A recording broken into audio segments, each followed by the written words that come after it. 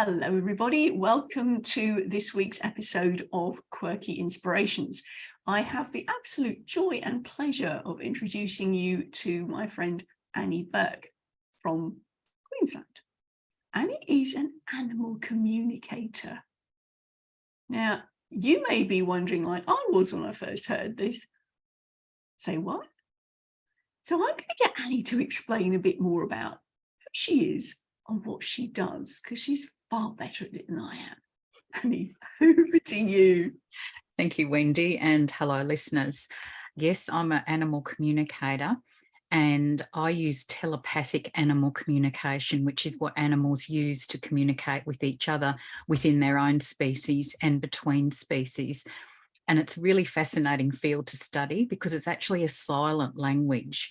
You don't hear anything being said out loud at all, but you hear their voices and their responses in your head. So when I ask an animal a question, I don't actually hear it audibly in my ear. Somehow the sound gets into my head. It's a very odd experience when it first starts happening till you get used to it. But animals have taught me that telepathic communication includes more than just verbal communication. So yes, they can speak in English, and some of them have got very extensive vocabularies, and some know words I've never heard of before. So it's been an amazing and enlightening journey, because some of our animals are very evolved souls. So some of them may have had lifetimes before as humans or animals. So some of the language they use is words we don't use in current language, current day conversations. So do you have to go and look those up then? I have, yeah. In some of the mentorship sessions I've been doing with animal parents where we're working on developing their skills to master telepathic communication, we work with the animals and I pre-prepare them for the exercises that we're going to be doing. And we'll say something, like send a word starting with the letter S. And one of the cats said supercalifragilisticexpialidocious. And I'm thinking, how does the cat even know that? Must be watching Mary Poppins somewhere along the line. And then his sister cat for the T word sent Tyrannosaurus Rex. So it's completely free will, their conversations and how they answer the questions, but just it's a learning experience because you don't know what they're going to say. And they're just very intelligent and very intuitive. But apart from sending us verbal messages, they can send us visual messages. So if they want to send us the word love, they can send us the letters LOVE, and we'll just see these letters appearing in our head and know that that's what they're saying. Or they can send an image. So if they want to send us an image of a cloud, one of the cats we've been speaking with loves eating roast chicken. So he loves sending his mum pictures of chickens to give her the hint that he's hungry. Or they can actually send little video snippets. And again, I don't understand the thought transference technology yet of how they do that. But if I tell them that I'm not understanding what they're saying and can they show me, I end up with a video snippet in my head and they show me. So that's just incredible as well. And then the third way they can send messages telepathically is by sharing emotions and feelings. So we can ask them to send an emotion and then you'll feel that physically in your body. So it might be happiness, it might be joy, it might be dread. We've had all sorts of different words coming through, but you can actually feel that and know what your animal is sending you. So all of those different things come through when I ask an animal a question. So whether they're living or in spirit, I'm still connecting in with that animal's soul, their energy. So it doesn't make any difference to me where they are anywhere in the world. I connect with animals through photographs so I can see their eyes. I introduce myself and ask consent to have a conversation, because communicating for animals is a free will thing. I can't force them to have a conversation. I can't force them to answer questions. But every domestic animal I've spoken with has been absolutely delighted to have the opportunity to talk with their humans and answer their questions and pass on their messages. So to me, I describe telepathic communication as the language of love, because it's a way for us to continue our relationships with our animals in spirit, and it's a way of deepening our relationships with our animals who are living. So that's what I do. Okay. Whoa. fire hose job. Try and unpack that. Okay. I'm curious then. You say that this is a free will thing and that the animals will communicate to us in a way that they want to. So how do you work with the humans to prepare them for any one of these different modalities?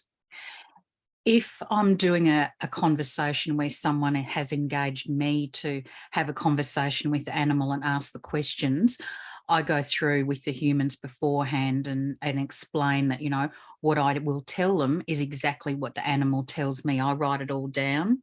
So it's like a transcript of our actual conversation. If I feel anything during the conversation, I'll include that in the report that I send to parents as well. But I just explain that they just say it how it is. Some people might think it might be a bit abrupt or sort of in your face how they answer questions, but they're just factual. They tell the truth and they just say things how they are, and they have our best interests at heart. So if you ask them if they like your partner, if they don't like your partner, they're not going to say no.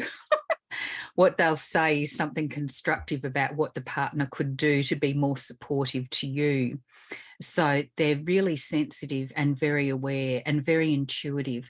They can read our vibrational energy levels. So when we get sick, our vibrational energy level drops. They will pick that up before we're consciously aware of it. And so they'll instinctively spend more time lying on us or next to us or wanting to be near us, trying to help us to get better.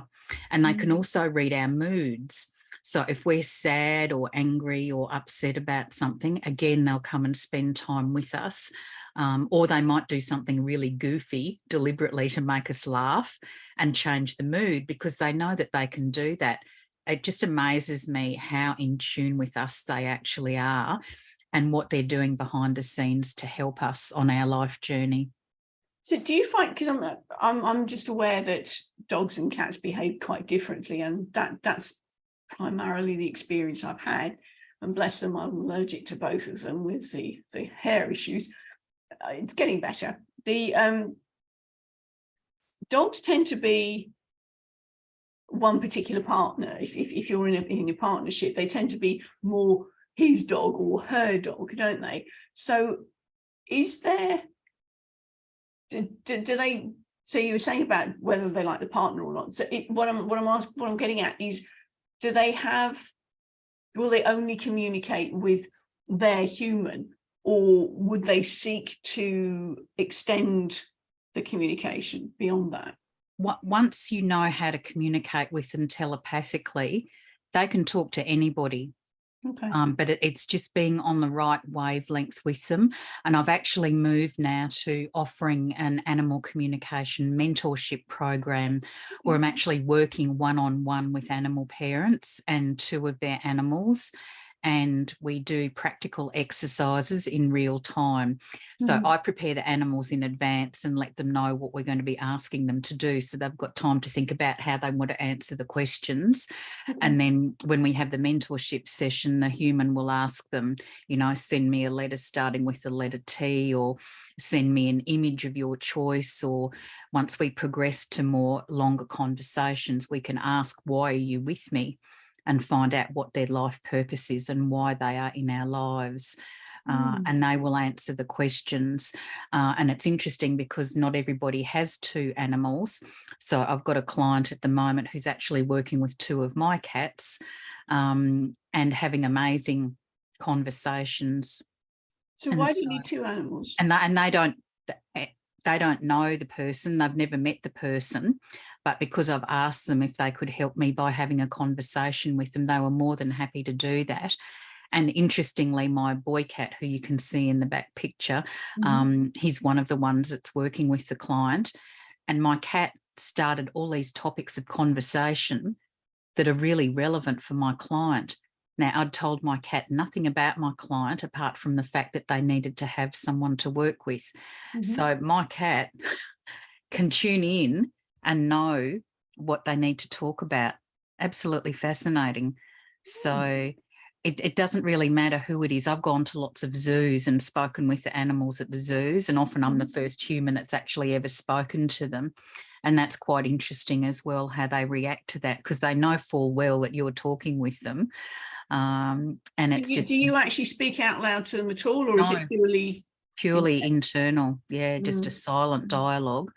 I had a lovely experience in England one year. It was a really hot day. I think it was like 31 degrees Celsius, which was quite hot for the UK. Yes. And gorgeous sunny day. So it just felt like being home in Queensland. And we went to see the lions. And of course, they're all lying in the shade because it's so hot. And there are a whole lot of school groups there. And all the kids are roaring at the lion, yelling at it to wake up. And of course, the lions are just ignoring all of that. So once all the kids had moved away, I spoke with the male and I said, look, we've come from Australia and we'd really like to see you. Would you be able to just sit up for a couple of minutes so we could take a photo? And he just sat up and he looked straight at me. And the lady standing next to me said, oh, he's looking straight at you. And I said, yes, I know, I asked him to. So I took a couple of photos of him and said, thank you. And the next minute, whoop, back down, back to sleep in the shade. So, you know, they're happy to oblige, you know, something easy for them to do, but they certainly know exactly what's going on.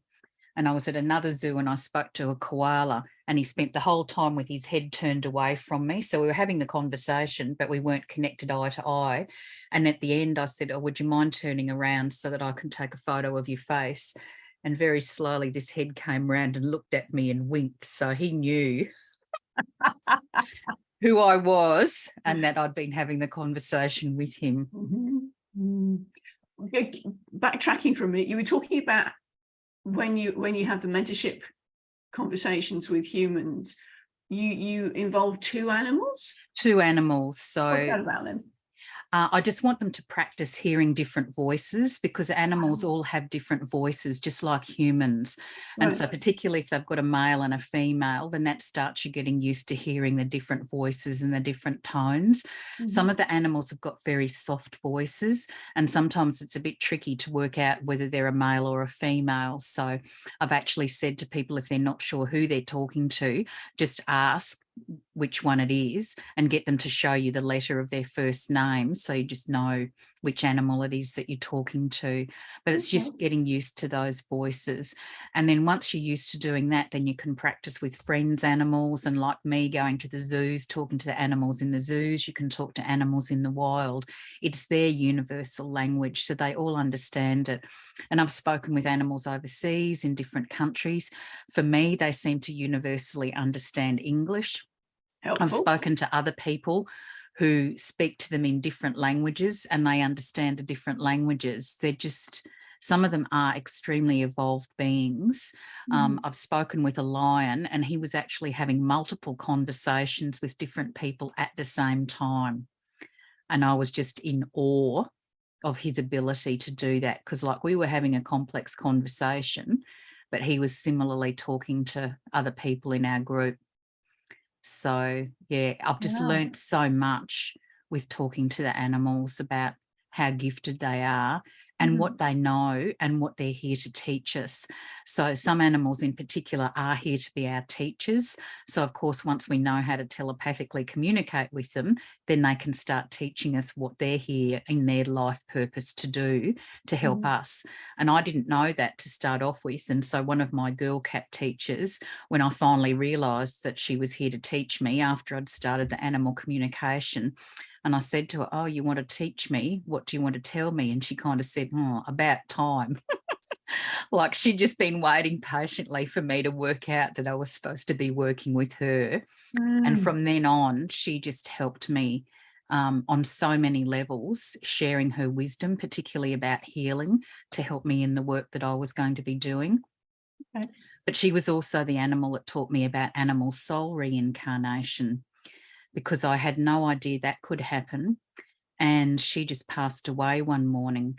And it was a huge shock because she had no health issues and she wasn't particularly old. Right. And she just suddenly collapsed and she was gone. And I thought, oh. And because I knew I could talk to animals in spirit, I didn't know how long I was going to have to wait to be able to talk to her. But fortunately, because of her level of soul evolvement, she was able to communicate that same day. Right. And so I said to her, what did you do that for? And she said, oh, I needed a new body. in a tone like that, like, doesn't everybody else do that? And I thought, what? And she told me to stop being so sentimental and that she was coming back. Now, interestingly, she'd had a conversation with my boy cats about what she was going to do. So they weren't pining, they weren't off their food. I was the only one who was upset because they knew she was coming back. And she described what she was going to look like, and she came back. And it's just so bizarre and surreal when they come back, because some of them look very similar, some of them look very different, but they know you, they know their fur siblings, they know the house. So they just walk back in knowing where everything is. And within a couple of days, all the hissing and growling and everything else is all passed away, and everybody knows who everybody is. And it's as though they've just been on this holiday, had a full body makeover, and they're back. And it just absolutely changes the grief process, knowing that you've got that animal soul back with you again in a new body. Not every animal has their destiny to come back, but a lot of them do. And some of them even come back for multiple lifetimes. So I've got a number of clients where the animal soul has been in 3 successive animals with them. Okay. And I've now got a client whose dog's about to come back and have his 4th lifetime in a row with his mum as a dog. And this is just phenomenal. So all of this information about souls and soul swapping and soul reincarnation is just knowledge that I had no idea of before they started teaching me. And that's what I'm actually writing about now in my 3rd book, because I just think they're sharing their wisdom with me, and it will make such a difference for animal parents knowing that this is all possible, and that when our animals pass away, although the physical body no longer exists, their soul endures. So we're not truly separated from them. Yes, they're in the spiritual plane, we're in the physical plane, but we can still communicate with them, and it doesn't matter how long ago they passed. So that kind of information, I think, just provides parents with so much peace of mind, knowing that they can always connect with their animals. Okay, so if you've had a cat and they come back, will they come back as a cat? Not necessarily. Oh, okay. And that's what I can ask them. So if I have a conversation with an animal in spirit, I can ask, are they going to reincarnate in this lifetime and come back to their humans? And if they've found a body to come back into, then they can tell me what breed, what gender, what colour. Sometimes they're really specific and they can tell me what rescue organisation they're at. And some of them give me a time frame by which their humans will find them. So I can pass all that information on. But so I've had a cat that wanted to come back as a dog, and she'd decided that she didn't want to miss out on the family holidays, thank you very much, and she wanted to go on walks with the family, and she wanted to go to dog-friendly cafes with the family. So she was determined to come back as a dog, and she has. And interestingly, she came back, she knew where everything in the house was. She's gone back and played with some of her cat toys.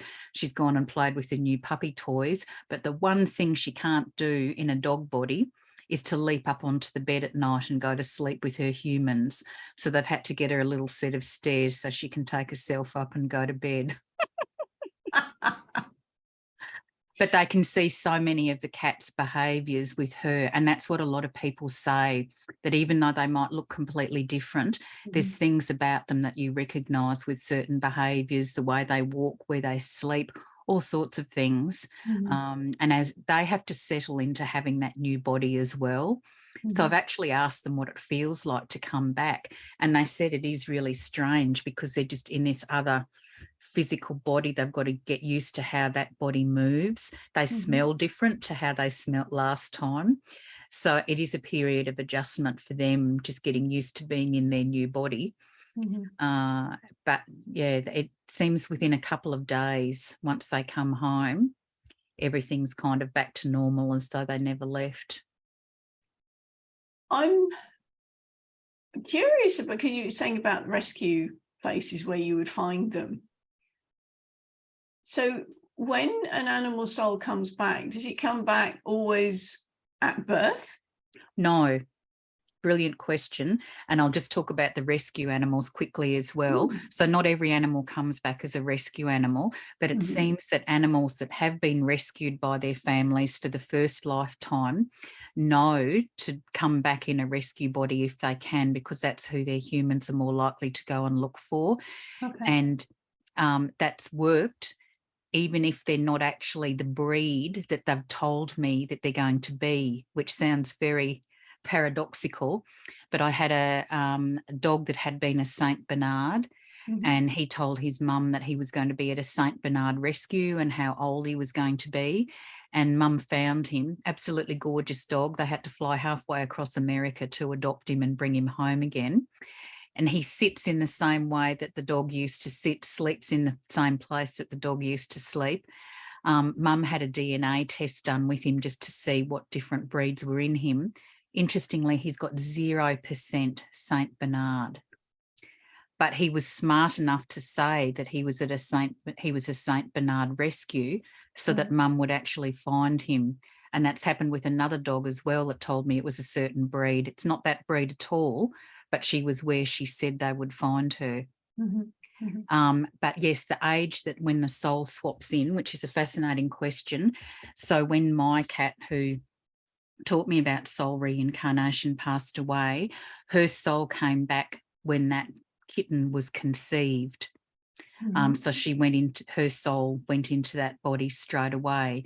But a lot of animals don't. They swap in later, and particularly the rescue animals. So I've had some of them who swap in when that animal might be 3 years old, and they negotiate to swap in, and very obligingly the soul who is already in that animal swaps out and goes back to the other side, so that this soul can come into that body and be reunited with their human family. Okay. And that's just incredible. So then I've then been asked the next question following on from that. So if that body that their soul has swapped into has been a rescue animal and it's been abused before, will the animal have memories of that? And my understanding is no, because it was the previous soul who experienced that. And this soul is just swapping into the physical vessel to come back. So they won't have the cellular memory of what happened. They're just using that body as an avenue to get back to their family. Do you ever have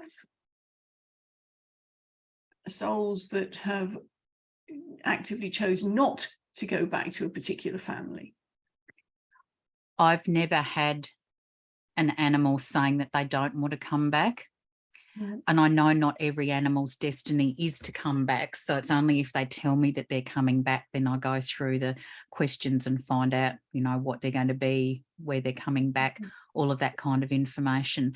Sometimes the humans don't want to go and look for them. I had one mum who was worried that every black and white cat she'd see, she might think is her cat, and she'd want to adopt all of them. And she didn't want to miss out. So she just felt that the cat really needed to come back and find her rather than her finding the cat. And I thought, well, that's a really tall order for the cat. Like if it's in a cattery somewhere, how's it going to get out and get back to mum? Fascinatingly, she saw this cat identical to her cat walking down the street, and it's living with her neighbour. So he has come back and she's seen him. So, and I've had a few people where with circumstances they weren't able to adopt the animal when it was the soul was in a certain body. Things just happened and the adoption processes just didn't go through. So the soul can swap back out again and then go hunting for another body to come back into. And that's amazing as well. Like they're so determined to come back to their humans. So I had a really interesting story of a beautiful cat who'd lived with his mum for 19 years and he passed away, and he was a very special cat. It's a very old cat too at 19, golly. Yeah, or some of them do live to a ripe old age. Anyway, mum adopted a rescue cat from a local rescue agency, absolutely gorgeous cat, very similar eyes to the previous cat, and he was very vocal. So mum wanted me to have a conversation with him and find out what he was trying to tell her. And of course, he was trying to tell her who he was. Hello. Hello, I'm home in a different body. So that was just so exciting for Mum to know that her boy was back with her again. And then not long after, she contacted me to say that he'd tragically passed away. And that was just such a huge shock for Mum and for me. And for me, that was the first reincarnated animal I'd been having conversations with who'd then passed away. And I thought, I just wasn't expecting that. He was really, really young. Anyway, when I spoke with him, he was just as shocked as we were. And he said that wasn't supposed to happen. And he asked me just to give him a couple of days, and he was going to try and find another body to come back to his mum in. So I spoke to him a couple of days later, and he'd found a body, exactly the same eyes. Really, really interesting. But he was so specific. He told me the name of the organisation that he was at. That was a few hours drive from where his mum lived. And yes, he had to swap sex. So he's been 2 boys. Now he's a girl. And sometimes they do have to swap gender to come back because that's the body that's available. So whether they're thrilled or not at coming back as a different gender, it doesn't really matter in the bigger picture because they're home with their human again. Anyway, interestingly, this little girl had a health condition, so she wasn't actually available to be adopted straight away. But the health condition she had was the same as what the cat in his first lifetime had. So it was more confirmation with who she really is. So she's now home, very happy. But it's just so interesting looking at the photos of her eyes, because you just swear you're staring into the eyes of the middle cat. And it's just fascinating that they can do that. So a couple of questions thrown up there. One, do the souls have a gender? Not as in A-G-E-N-D-A, but A-G-E-N-D-E-R generally. My understanding is that they're a soul and that they choose when they're going to incarnate, whether they're coming back as a human or an animal, and then what gender they're going to be. Because each time we come back, we have a life purpose and we have soul lessons to learn, whether we're an animal or a human. And interestingly, some of the conversations I've had with animals, they're with us to help us with our soul lessons. So they've specifically come to help us achieve what we're supposed to be achieving. And I just shared a podcast interview yesterday because I spoke with an astrologer, and I've never really studied astrology, but I was intrigued when I met her because she said there's actually a section in our astrological birth charts with information about animals in it. And I had no idea, but she's taken that one step further and she's done a birth chart for animals. And so she was reading the birth chart for her cat. And in the birth chart, whether it's human or animal, it tells you what your life purpose is and some of the lessons that you're here to learn.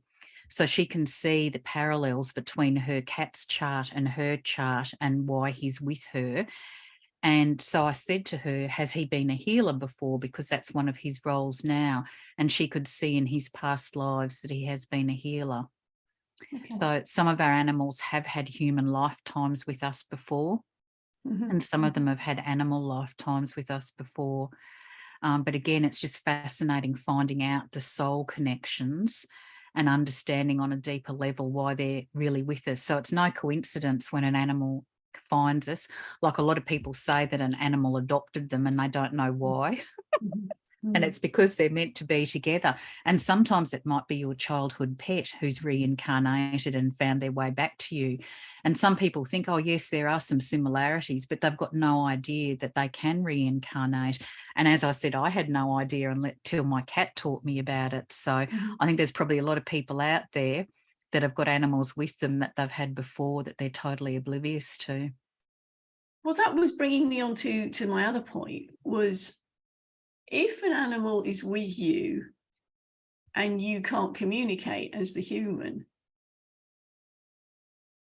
do they ultimately disappear really frustrated?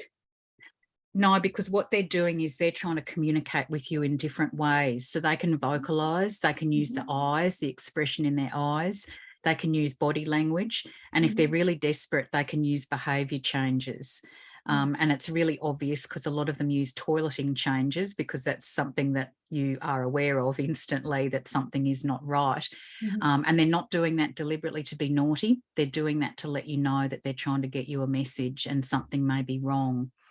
And again, I've spoken to lots of animals with different behaviour changes, and I'm not an animal behaviourist, but I can just ask them and say, why are you doing this? And then they can explain.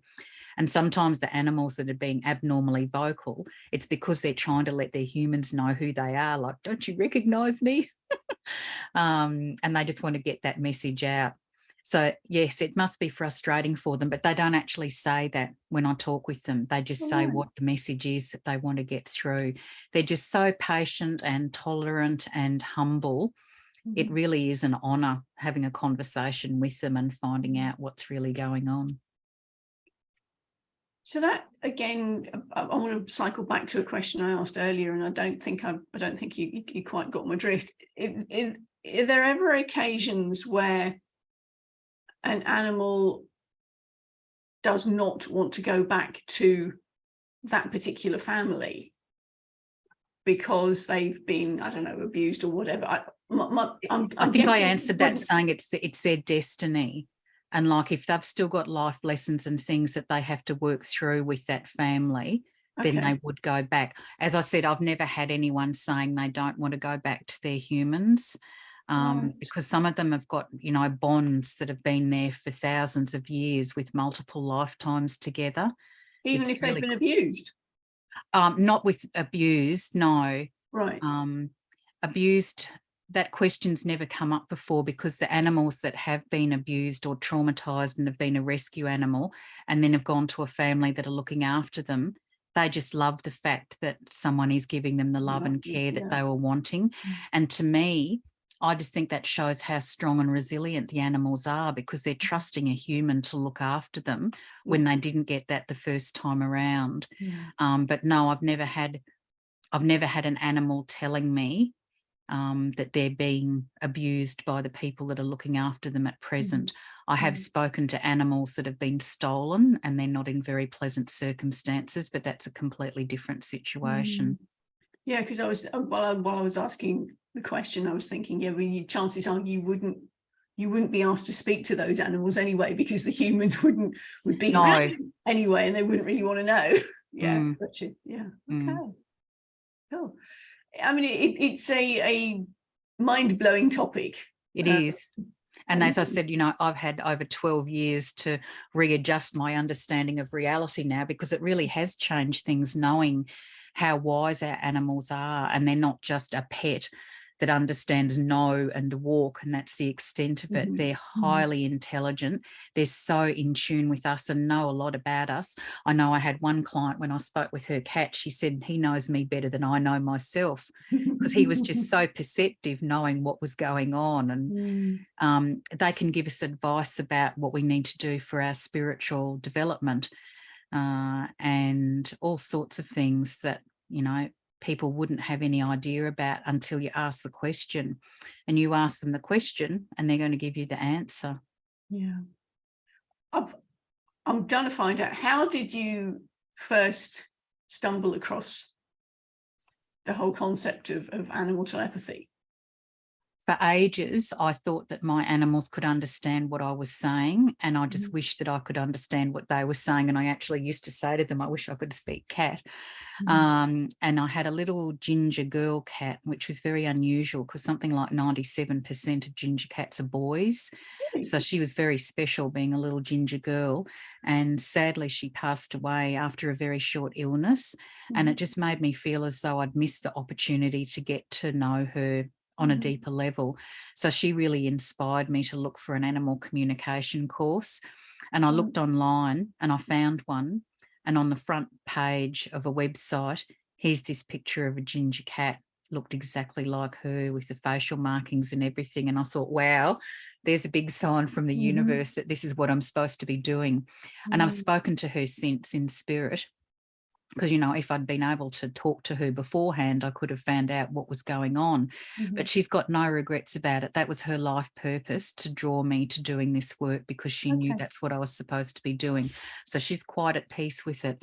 And she's appeared in a number of my meditations and dreams, and she's running along and everything and very happy. So it's just really reassuring to know that they're okay on the other side, and they don't hold grudges and regrets. So, you know, people making the decision about, you know, is it time to say goodbye to an animal? Animals know that we love them and we do everything out of love for them. So they never say, look, they should have let me live another 2 weeks, or, you know, what did you do that for? They totally understand, and they know that we don't want them to be suffering or in pain. And so again, it's reassuring to know that when the animals pass over, they actually go through a healing process. And so often when I speak to them, they're running around like young puppies and young kittens and a new lease of life. And, you know, everything's good, except they're not with their humans. But again, that gives so much peace to the humans to know that, you know, even if they had terrible conditions before they passed over and, you know, not able to walk or in a lot of pain or unable to breathe, that once they've had that healing, all of those physical symptoms have gone. Oh, it's a fascinating topic. It really is. And one that I'm sure our listeners are going to go, oh, okay, I can find out a bit more about that. So you've got a new book coming out. You have a regular podcast. How else can people get in touch with you? My website, which is www.cosmicheartintuitive.com.au. I'm also on Facebook as Annie Bourke, and we'll Cosmic put all Heart of this Intuitive. information in our show notes. I'm on LinkedIn. My podcast is called What Animals Tell Me, and there's a number of episodes there on multiple podcast platforms that people can listen to. And I have a YouTube channel as well. So I've got some little videos there about the work I do and some of the interviews I've had. So lots of different ways. You did with Your Words Have Power. Yes. Yeah. Cool. So yeah, lots of different ways. So so people can connect with me by email, and that's chintuitive@bigpond.com. And then I can just share some information about what I do. So whether they're interested in having a conversation, me having a conversation with their animal and answering questions, or whether they're interested in learning how to communicate themselves. And then the advantage is you can just ask an animal anything when you want to, and they can tell you what they want to tell you when they want to tell you. But it just totally changes your relationship with your animal once you can talk with them. It's just a whole new dynamic, new level of understanding, and just really strengthens the bonds that you have. And I'm sure a lot of people have got very strong bonds with their animals because they've had lifetimes with them before, either in this lifetime or previously. So the souls know each other on a very deep level. And that's why we feel so connected with them. Well, thank you, Annie. This has been really fascinating. I mean, one of the things that all of our guests are asked before we finish up with, as we wind up, is we're very keen here at Your Words Have Power about the words having power and the things that we tell ourselves, those internal scripts. Sometimes people call them limiting beliefs. I don't, because there are some that are not limiting, that are really empowering. So I'm going to ask you to give us something inspirational. What is an inspirational internal script that you can share with our audience? So I have a personal mantra, and it's something that I worked out years ago, and it just has guided me. And it's anything is possible, miracles happen, dreams come true. And I've just experienced so many miracles and things happening that there is no rational explanation for, but they happen. So I think keeping your eyes and ears open to seeing the magic and the miracles around you is just really profound. Lovely. Thank you. Thank you. That's a great thing to be sent off for the rest of the day. So as you're listening into this, everyone, or watching it, because this is also on YouTube, think about your inspirational mantra, your inspirational internal script that you can think about and act on today. Thank you so much, Annie, for sharing with us today about the animal communication. That's been fascinating. Thank you. Thank you so much, Wendy. I've enjoyed sharing some of the wisdom that animals have shared with me. Oh yeah, it's only some. Absolutely. Thank you so much, Annie. For now, everyone, bye from us.